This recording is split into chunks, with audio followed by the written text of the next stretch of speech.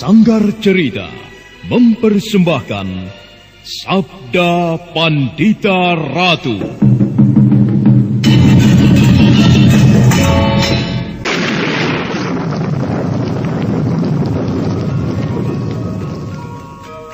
Sabda Pandita Ratu.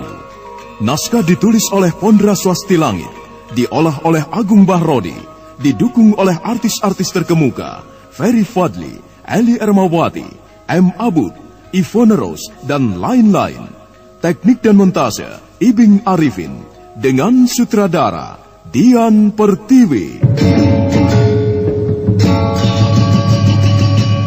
Sabda Pandita Ratu dalam episode ke-16 ini dengan judul Duka Luka Bumi Blambangan.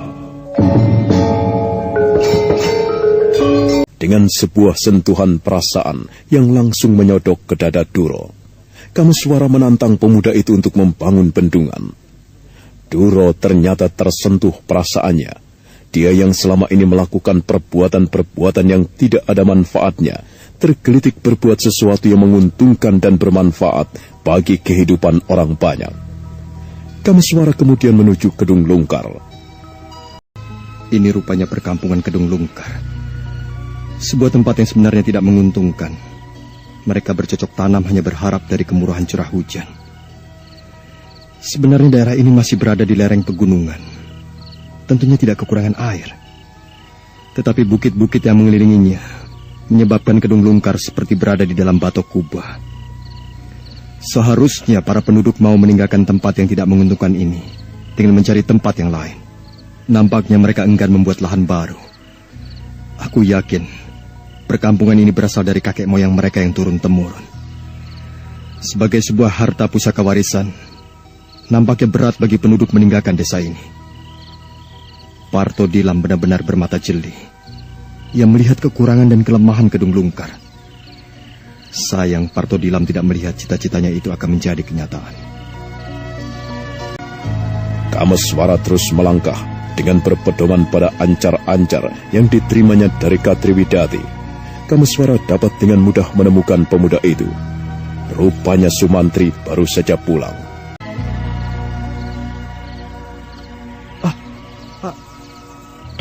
Tuankah ini? Mengapa kau memanggilku dengan panggilan yang aneh itu, Sumantri? Namaku Kameswara. Lupakah kau? Tidak Kameswara. Aku tidak lupa. Tetapi, mengapa kau bisa berada di sini? Aku bermaksud mencarimu. Itulah sebabnya aku datang. Dari mana saja kau, Sumantri? Aku baru saja menghadiri sebuah pertemuan para pemuda untuk membicarakan parit itu. Kejadian sore tadi di terowongan membuat aku tidak betah lagi untuk mengumpulkan para pemuda. Bagus sekali, Sumantri.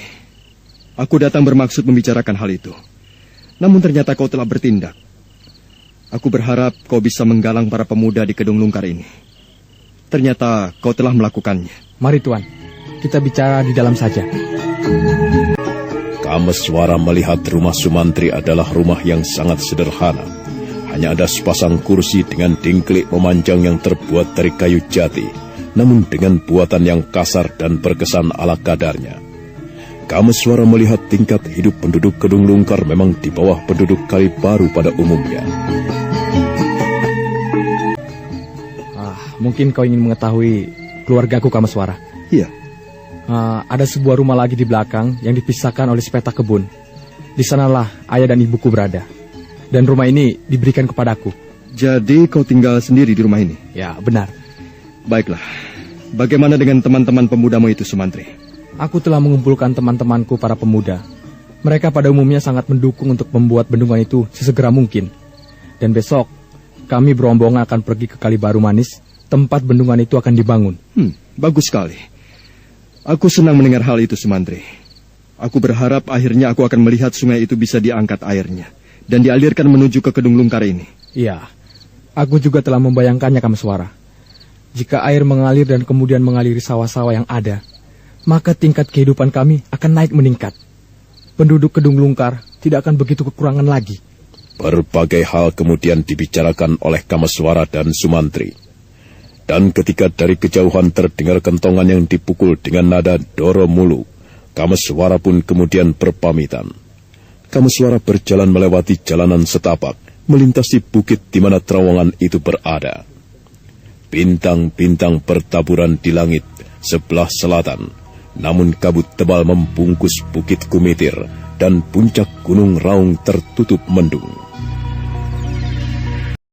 Sekarang, akhirnya apa yang aku inginkan menjadi kenyataan.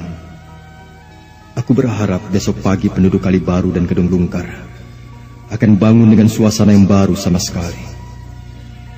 Orang-orang Kedung Lungkar dan Kalibaru Manis itu akan saling bahu-membahu membangun bendungan yang telah direncanakan namun terbengkalai itu. Jika air itu mengalir, maka orang-orang Kedung Lungkar akan dapat memanen padi 3 kali. Tidak ada hujan lagi. Parto Dilam, meski kau telah berada di alam kematianmu, akan tetapi kau tidak perlu kecewa. Cita-citamu akan segera menjadi kenyataan.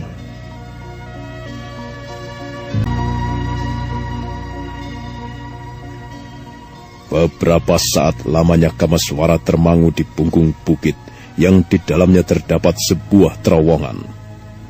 Apa yang harus aku lakukan sekarang? Waktuku sebenarnya sempit sekali. Aku harus segera sampai di Pesanggaran. Aku harus segera ke Bukit Sembulungan di Teluk Pampang itu. Dan aku tidak boleh meninggalkan Pinaka dan Parameswara terlampau lama. Kukira apa yang aku lakukan di Kalibaru Manis ini sudah cukup. Aku yakin tanpa aku harus berada di sini, semua orang akan giat bekerja membangun bendungan itu. Sebaiknya aku melanjutkan perjalanan ke Pesanggaran. Tetapi bagaimana dengan Paman Badra yang baik hati itu? Apakah aku akan pergi begitu saja tanpa berpamitan? Siapa? Aku, Paman. Kameswara. Dengan singkat dan jelas, Kamaswara menceritakan apa yang telah dilakukannya, baik terhadap Duro ataupun terhadap Sumantri di Kedung Lungkar. Penebang kayu yang bernama Ki Badra itu menyimak apa yang diceritakan Kamaswara dengan seksama, seolah dia larut dalam cerita itu sendiri. Demikianlah, Paman. Aku berharap besok pagi ketika matahari mengintai dari langit timur, Kalibaru Manis ini akan disibukkan oleh kegiatan membangun bendungan dan menyempurnakan saluran air serta terowongan itu. Sebuah masa depan yang cerah untuk penduduk Kedung Lungkar. Pada dasarnya kesulitan yang dialami oleh saudara-saudara Kedung Lungkar adalah kesulitan yang ikut dirasakan oleh Kalibaru Manis. Banyak orang Kedung Lungkar yang memperi istri orang Kalibaru Manis, atau juga sebaliknya. Dengan demikian, aku merasa tugasku telah selesai, Paman. Maksud anak mas?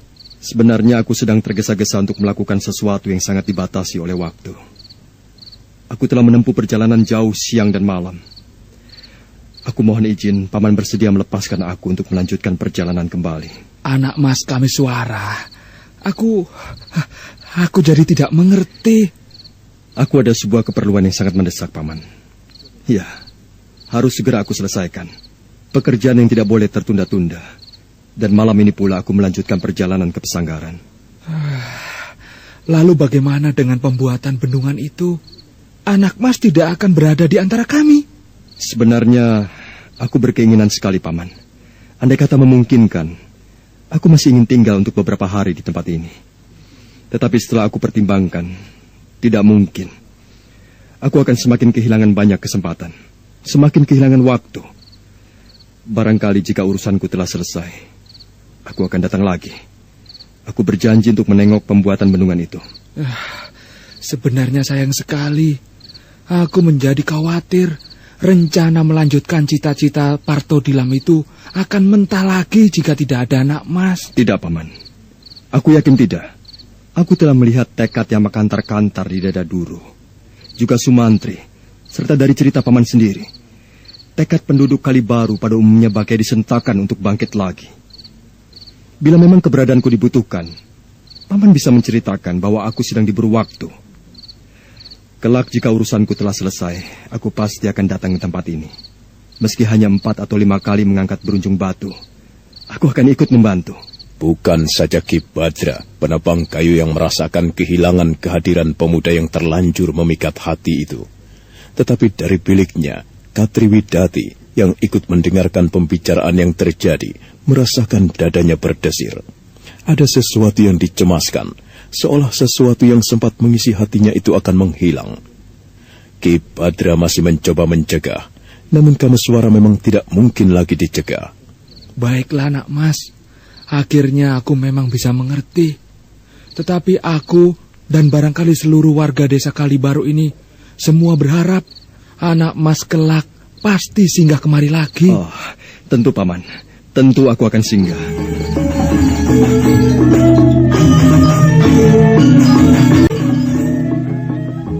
Beberapa saat lamanya Kameswara memandang ke sebuah pintu butulan yang menghubungkan ruangan depan dengan belakang. Kameswara berharap Katri akan muncul, dan dengan demikian dia akan mendapat kesempatan untuk berpamitan. Beberapa depa Kameswara meninggalkan rumah Ki Badra penebang kayu, dan ketika Kameswara menoleh, dia melihat Ki Badra menutup pintu. Kameswara kembali melangkah, namun tiba-tiba dadanya berdesir. Katri? Aku, Kakang. Mengapa kau berada di sini tengah malam begini? Bukankah Kakang Kameswara bermaksud meninggalkan aku? Oh. Apakah Kakang tidak merasa wajib berpamitan kepadaku? Baiklah, Katri Widati. Kita telah berhadapan. Sekarang izinkanlah aku untuk mohon diri. Aku minta pamit untuk melanjutkan perjalananku ke Pesanggaran. Kakang. Bagaimana, Katri? Apakah seorang istri dan seorang anak tengah menunggu Kakang di sana? Katri, aku tidak bisa menceritakan persoalan apa sebenarnya yang sedang aku hadapi. Tetapi aku benar-benar tergesa-gesa. Maaf, Kakang. Aku tidak menanyakan soal itu. Aku hanya bertanya, apakah di Pesanggaran ada seorang anak dan seorang istri yang menunggu kehadiran Kakang? Tidak, Katri. Akan tetapi di tempat lain, iya.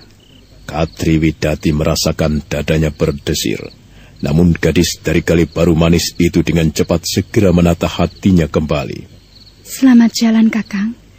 Aku berdoa, semoga Kakang tidak mendapat hambatan di perjalanan.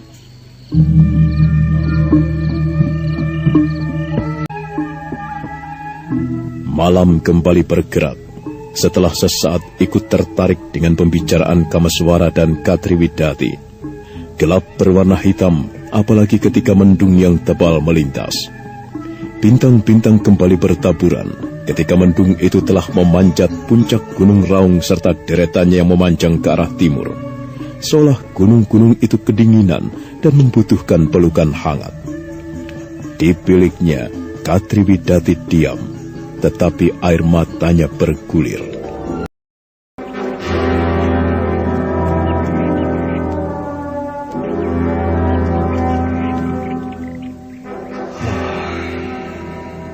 Blambangan, bumi Blambangan.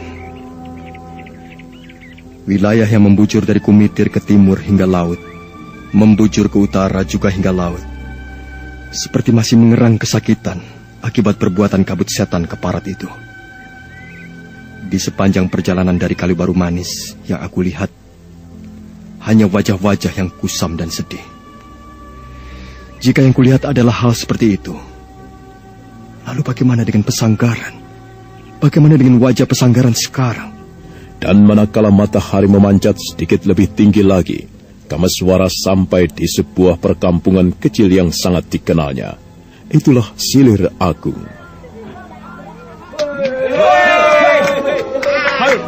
Oh, ramai sekali di pasar. Ada tontonan apa itu? Ternyata orang mengadu jago. Beberapa orang botoh berkumpul di pasar berjudi mengadu jago. Jagat Dewa Batara, apakah sebenarnya yang telah terjadi di tempat ini?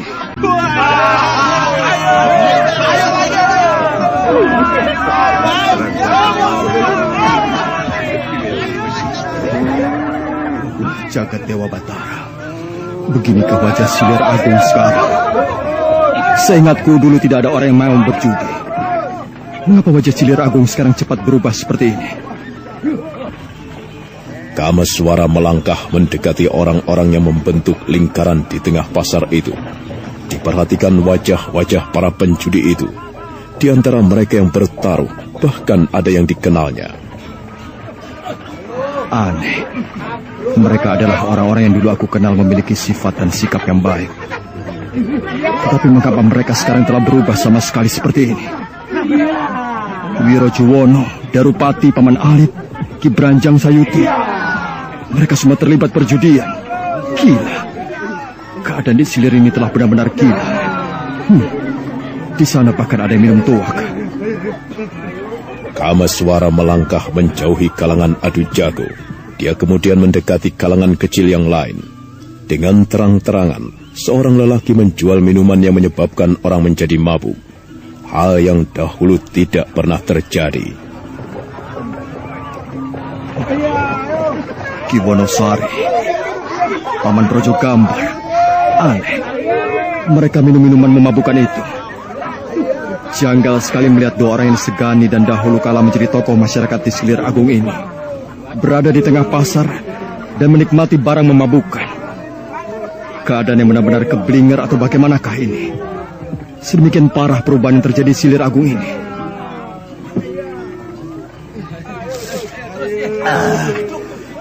Nikmat. Seperti inilah rasa air surga melayang. Melayang.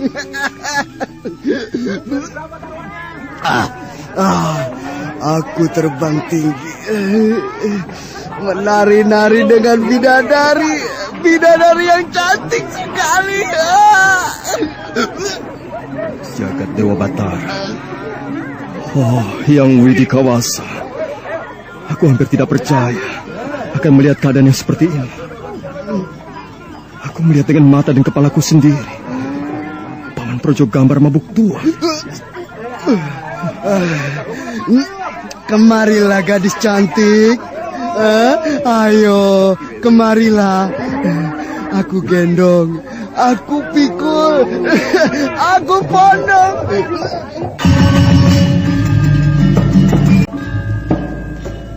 Dada Kameswara benar-benar berdesir melihat keadaan lelaki yang bernama Ki Projo Gambar yang sama sekali telah kehilangan kesadarannya itu.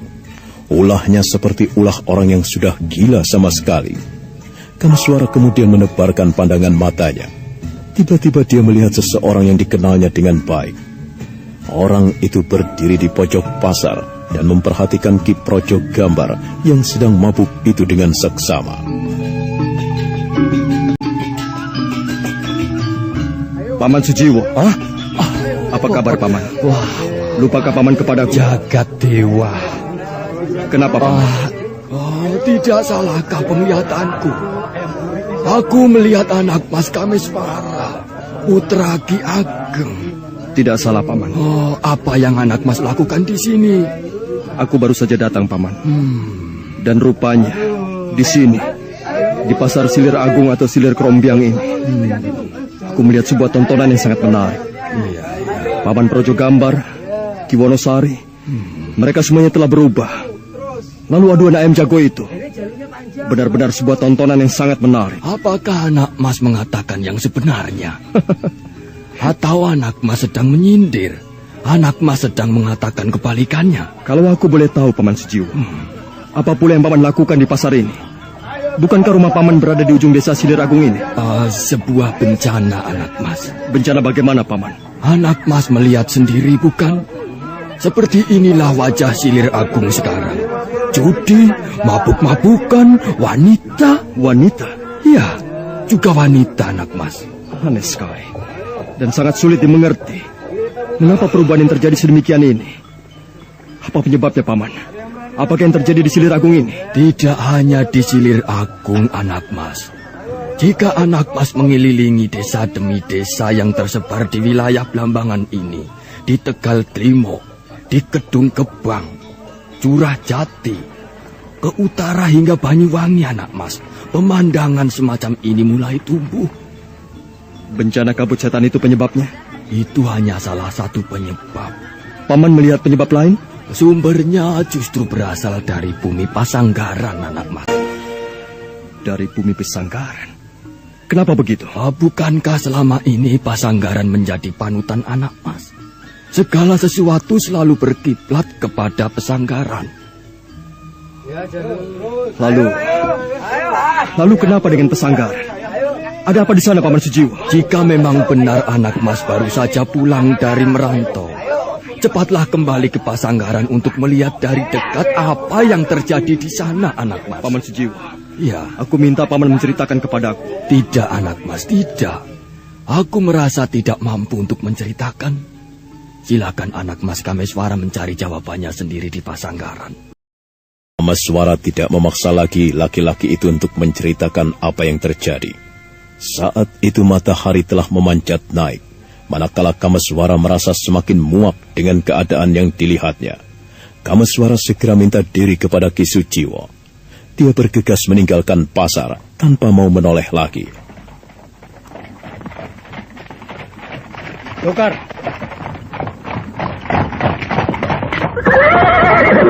Bisakah mengantarku ke sana? Kemana? Pesanggaran. Baik, naiklah. Ya.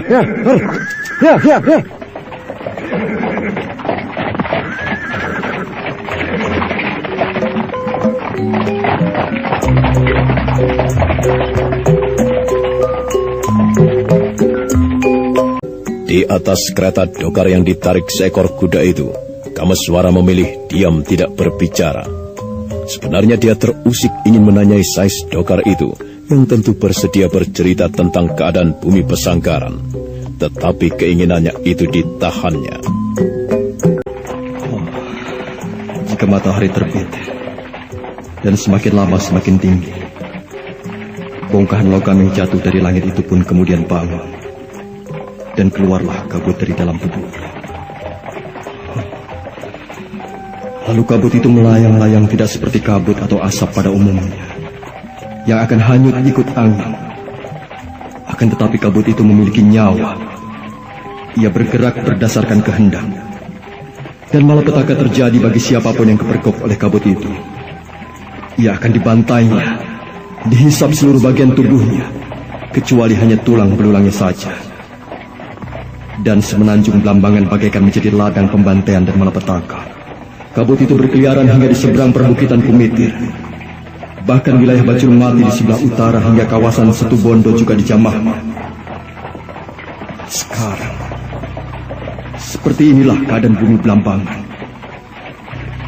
Apakah semua ini merupakan akibat dari bencana itu, yang menyebabkan penduduk kehilangan keseimbangannya dan dengan mudah tergelincir dalam perbuatan-perbuatan celah? Jarak antara Silir Agung dan Pesanggaran tidaklah terlampau jauh. Kameswara merasa semakin gelisah ketika Dokar yang ditumpanginya semakin dekat dengan rumah perguruannya. Di tempat mana sedari masih bayi hingga dewasa, dia pernah dibesarkan. Suasana memang dirasakan berbeda. Keadaan yang tersaput kabut suram, gambaran perubahan yang terjadi.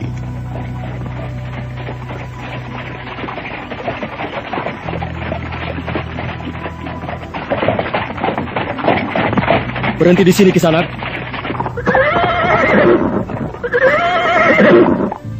Ini upahnya. Wah, aku tidak mempunyai uang kecil kembaliannya, Kisanak. Ambil saja kembaliannya. Wah, sedemikian banyak. Ambil saja. Terima kasih. Uang ini sama saja dengan aku tidak perlu menarik Dokar selama hampir setengah bulan. Asal hal ini tidak menyebabkan kau berhenti bekerja karena merasa sudah ada uang. Atau jangan digunakan untuk berjudi, atau adu jago, ataupun bermain dadu gelodak misalnya. Kenapa? Apakah kau suka dengan perjudian seperti itu? Ya, dulu aku pernah bertaruh dan kemudian menang. Lalu kau berjudi lagi? Akhirnya ketagihan? Berhentilah berjudi, Kisanak. Apalagi kau masih muda. Aku yakin tidak pernah terjadi orang bisa kaya karena judi. Kalau uang itu kau pergunakan berjudi, uang itu akan menguap. Percayalah. Kameswara kemudian turun dari Dokar. Dia sengaja turun agak jauh dari rumah perguruannya. Jarak yang semakin pendek itu akan ditempuhnya dengan berjalan kaki. Sementara itu Sais Dokar masih termangu sambil memegang uang yang membuatnya penasaran. Uang ini akan menguap. Apa maksudnya menguap? Menguap seperti air yang direbus itu atau bagaimana? Persetan. Dengan uang yang cukup banyak ini, aku akan menebus kekalahanku kemarin. Ya. Ya.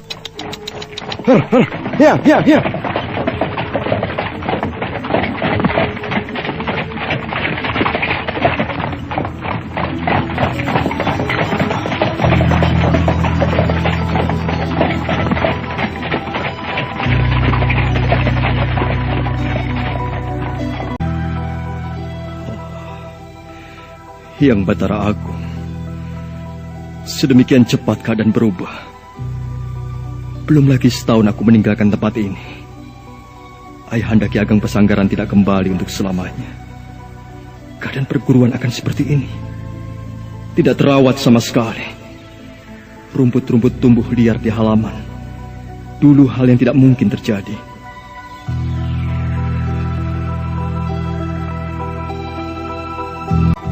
Di seberang jalan, Kameswara memandang rumah induk perguruan Pesanggaran. Rumah itu nampak tidak terawat, sedang bangunan-bangunan kecil yang mengelilinginya sebagian besar porak-poranda. Kameswara ingat bahwa yang mengobrak-abrik bangunan itu dulu adalah Boja Pradata yang berusaha menguasai kembali perguruannya. Kameswara berdesir manakala ketajaman telinganya menangkap sesuatu.